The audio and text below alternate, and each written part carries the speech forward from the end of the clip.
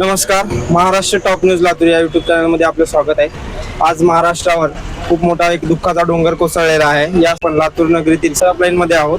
तर सराफ लाईनचे अध्यक्ष श्री रामभाऊ चलवाड आपल्यासोबत आहेत. रामभाऊ, आज महाराष्ट्रावर एक दुःखाचा डोंगर कोसळलेला आहे. आपले राज्याचे उपमुख्यमंत्री अजितदादा पवार यांचे एक अपघाती निधन झाले आहे. त्या संदर्भात आपण जे सराफ लाईन बंद ठेवण्याबद्दल काय म्हणतो? आज सांगतो तुम्हाला, सकाळी सकाळी 9 वाजता आम्हाला न्यूज कळली की अपघात झालेला आहे, परंतु माहिती नव्हतं दादा गेलेला आम्हाला. पण दादा गेले, गल्लीपासून दिल्लीपर्यंत ज्यांना आदरानं सगळा देश दादा म्हणायचा, तेच आपल्यातून आज अपघाती निघून गेले.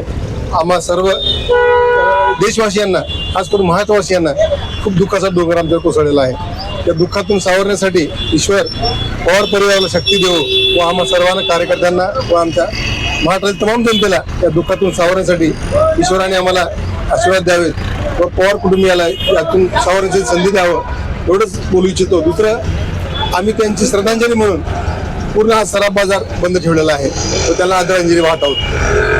पवार साहेबांसोबतची कोणती एक तुमची आठवण बहुमूल्य जी तुम्ही सांगू इच्छिता? आदरणीय दादा 2012 साली लातूरला आले होते प्रचारानिमित्त.